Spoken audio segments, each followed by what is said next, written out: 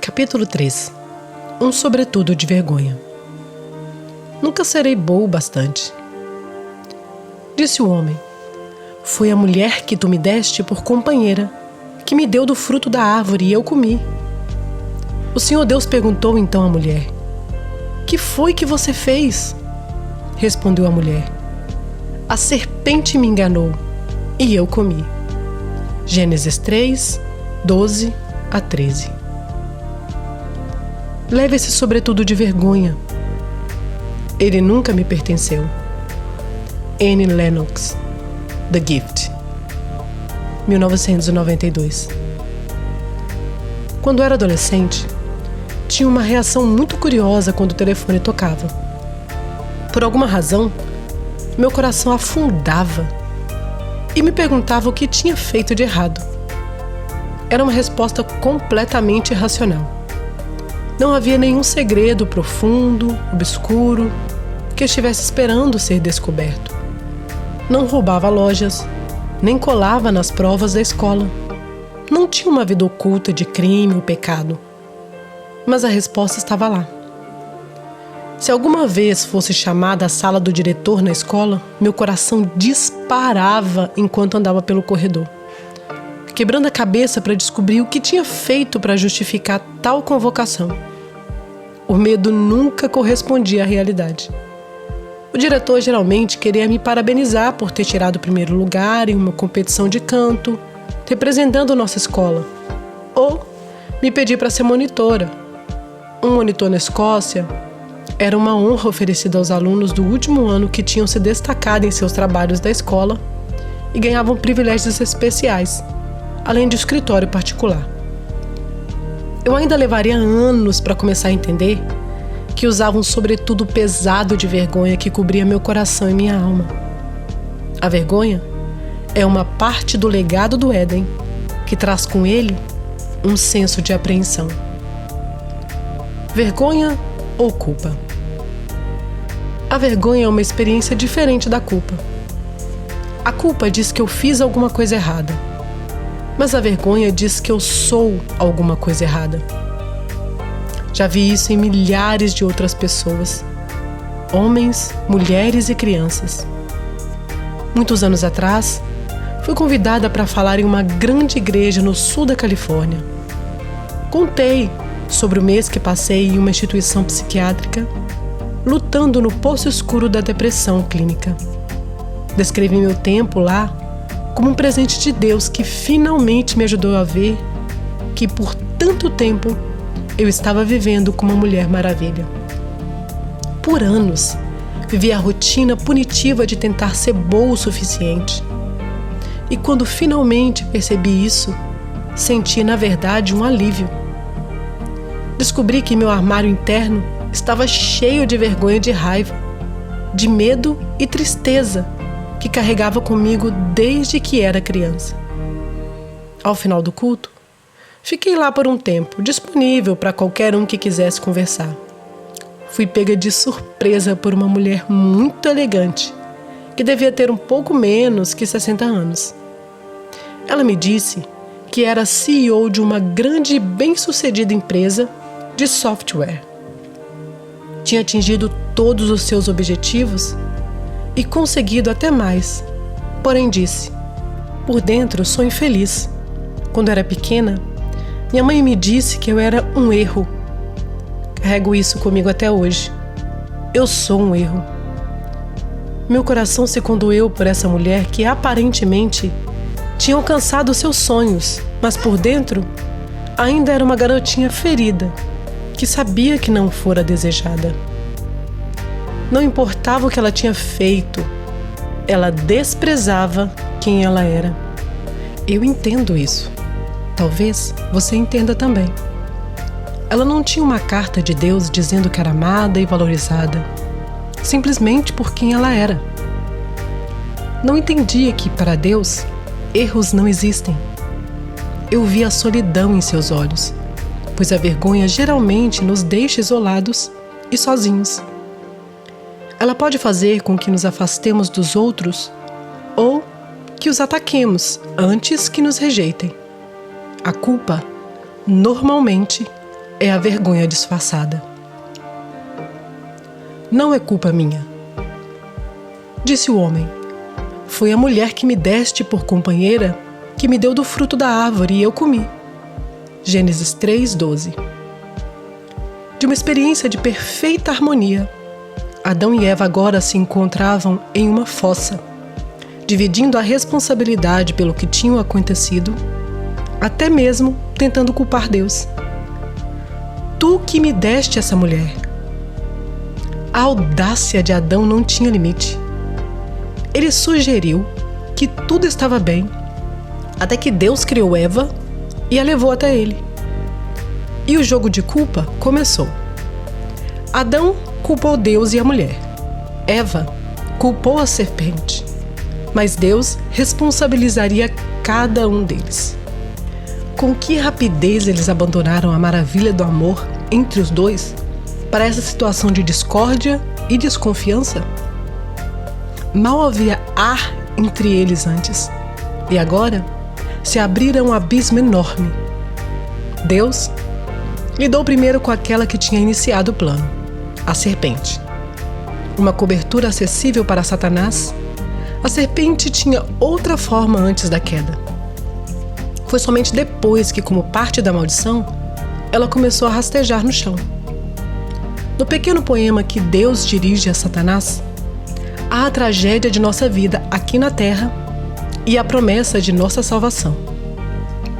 Então, o Senhor Deus declarou à serpente: uma vez que você fez isso, maldita é você entre todos os rebanhos domésticos e entre todos os animais selvagens. Sobre o seu ventre você rastejará, e pó comerá todos os dias da sua vida. Porém, inimizade entre você e a mulher, entre a sua descendência e o descendente dela. Este lhe ferirá a cabeça, e você lhe ferirá o calcanhar. Gênesis 3, 14 e 15. O Gênesis deixa claro que Satanás será nosso inimigo por todos os dias em que andarmos nessa terra. Mas Deus tem um plano. Até mesmo lá no jardim, no lugar de traição e vergonha, Deus revela que da mesma mulher que Satanás capturou, virá aquele que o destruirá no final. Mas haverá um preço a ser pago. O preço será dividido por todo homem, mulher e criança que vive. Mas o preço definitivo será pago por Cristo, o Filho de Deus, que permitirá que Satanás machuque seu calcanhar no Calvário para que sejamos livres no final. A maldição para Eva. Deus então se vira para Eva. À mulher, ele declarou: multiplicarei grandemente o seu sofrimento na gravidez. Com sofrimento você dará à luz filhos. Seu desejo será para o seu marido, e ele a dominará. Gênesis 3,16. Não há uma mulher que já tenha dado à luz que não possa dizer um amém bem alto a isso. É claro que não era para o parto ser doloroso, mas é parte do que nós carregamos como filhas de Eva. Até na realidade física do parto, podemos ver a herança do Éden se juntar ao dom de Deus em Cristo. A dor que experimentamos a dar à luz é o resultado de nosso pecado, mas o dom da vida em uma criança é a promessa de Deus. Até mesmo no nosso julgamento por Deus sempre há misericórdia, esperança, promessa e um futuro. Quando consultei minhas Bíblias de estudo e comentários, descobri que a maioria dos teólogos concorda que o texto "seu desejo será para o seu marido e ele a dominará" foi o começo de uma grande batalha entre os sexos. A palavra desejo também pode ser traduzido como uma tentativa de controlar ou tomar conta. Podemos parafrasear as duas últimas linhas deste versículo assim: você agora terá uma tendência a dominar seu marido e ele terá uma tendência a agir como um tirano sobre você. Quantas de nós se identificam com isso? Seja tentando mostrar o caminho enquanto nossos maridos estão dirigindo, ou tomando a iniciativa em questões espirituais, muitas de nós se digladiam com a compulsão a tomar conta do nosso marido. E isso, por sua vez, os desafia a reafirmar sua independência. A parte de Adão. As palavras de Deus a Adão são solenes e contêm a semente da luta de todos os homens.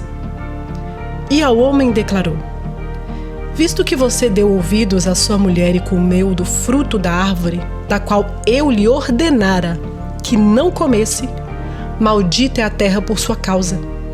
Com sofrimento, você se alimentará dela todos os dias da sua vida. Ela lhe dará espinhos e ervas daninhas, e você terá que alimentar-se das plantas do campo. Com o suor do seu rosto, você comerá o seu pão até que volte à terra, visto que dela foi tirado. Porque você é pó, e ao pó voltará. Gênesis 3, 17 a 19.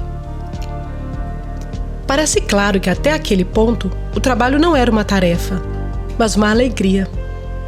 Não havia ervas daninhas com que se preocupar no jardim. A terra era fácil de cuidar, mas agora tudo seria difícil e frustrante. Não conheço um homem que não tenha experimentado dessa maldição. É o instinto mais primitivo de todos os homens querer trabalhar duro e produzir bons resultados para cuidar de suas famílias. Mas muitas vezes, essa é uma batalha árdua. Talvez você já tenha observado isso com seu pai, marido ou irmãos. Eles se esforçam tanto no que fazem só para encontrar ervas daninhas e espinhos em vez dos frutos desejados. Para Adão, Deus declara que agora, assim como ele viera do pó, deveria retornar ao pó. Em vez de viver para sempre como Deus havia planejado, Adão e seus filhos e os filhos dos seus filhos experimentariam a morte. Paulo faz referência a essa realidade em sua carta à igreja em Roma. Portanto, da mesma forma como o pecado entrou no mundo por um homem, e pelo pecado a morte, assim também a morte veio a todos os homens, porque todos pecaram. Romanos 5,12. A vergonha da expulsão. Assim Adão e Eva foram forçados a deixar o jardim e começar a trabalhar na mesma terra de onde Adão fora criado. Muitas vezes me perguntei se, quando Eva ficou grávida de seu primogênito, Caim, pensou que esse era o prometido que destruiria a cabeça da serpente. Parecia uma conclusão natural. Como poderia imaginar quantas gerações se passariam antes do nascimento do Cristo? Como poderia saber que esse garoto que carregava, em vez de se tornar um salvador, se tornaria um assassino? A realidade da vergonha. O dicionário define vergonha como uma emoção dolorosa causada pela consciência da culpa, defeito ou impropriedade. Pesquisei vergonha na internet e descobri algumas coisas interessantes. Há um programa endossado por Harvard que promete uma cura comprovada e rápida para a vergonha. O método Sedona oferece libertação da autorrecriminação em vários passos fáceis. Sugere que perder a vergonha está completamente sob nosso controle. Assim como deixar cair um lápis no chão é nossa escolha, se ele estiver em nossas mãos, também é abandonar emoções perturbadoras como a vergonha. Li alguns dos depoimentos online e os resultados sugeriam que, se empregássemos esse método de abandonar as emoções negativas, conseguiríamos fazer qualquer coisa, de perder 10 quilos a nos tornar milionários. Não estou em posição de poder julgar o que estão oferecendo, mas sei que em minha própria vida, não importa quantas vezes tenha tentado me livrar da vergonha, ela sempre conseguia voltar, até que a levei para a cruz e entreguei nas mãos de Jesus. A vergonha sabia meu endereço. Não bastava tentar eliminá-la, tinha que levá-la ao lugar a que pertencia. Renascida de novo. Sentei na fileira de trás de uma pequena igreja em Washington, D.C. e ouvi enquanto o pastor falava. Ele disse: alguns de vocês se sentem como se estivessem mortos por dentro. Vocês quase podem ouvir a terra caindo sobre as tampas de seus caixões. Mas Jesus está aqui. Tudo o que tem que fazer é esticar uma mão e Ele vai pegá-la e libertá-los. Eu estava de licença da clínica psiquiátrica ao lado de uma enfermeira que tinha me acompanhado. Enquanto ouvia aquelas palavras, sabia que Deus estava falando comigo. Tinha 36 anos e havia entregado minha vida a Cristo com 11, mas nunca tinha entregado minha vergonha. Há anos eu usava aquela capa punitiva que me dizia que havia algo de errado comigo. Então, decidi me tornar útil a Deus e aos outros pelo resto da vida. Então, vesti minha capa e botas e me atirei a fazer tudo e ser tudo que uma mulher poderia ser. Mas nunca era suficiente. Enquanto estava lá sentada, vendo a luz do sol entrar pelos vitrais, ouvi Deus me oferecendo trocar o meu fardo por outro, que Ele me daria. Sabia que estava me dizendo que, se me apresentasse com minha capa surrada, Ele me daria um casaco novo. Nunca tinha ido até o altar de uma igreja em resposta a um chamado em toda a minha vida, mas corri até lá naquele dia e me deitei com o rosto no chão. Disse ao meu pai que estava exausta, não podia mais viver assim. Disse a ele que não era Mulher Maravilha. Nunca havia me sentido mais desvalorizada ou mais amada ao mesmo tempo. Estava claro para mim que não tinha nada para apresentar, além do meu coração partido. Mas Ele me aceitou exatamente como eu era. Enquanto a capa da vergonha caía dos meus ombros naquele dia, parecia que estava renascendo. Mesmo tendo andado com Cristo por anos e anos, tinha arrastado minha vergonha comigo. Mas quando me levantei, era uma mulher diferente. Pela primeira vez, entendi claramente que sou uma filha ferida de Eva, com defeitos, mas que Deus me ama como sou e tirou minha capa. Se você nunca lutou contra a vergonha, é difícil descrever como é ser libertada das suas garras repugnantes. É uma das maiores dádivas de Deus, essa possibilidade de vê-lo face a face.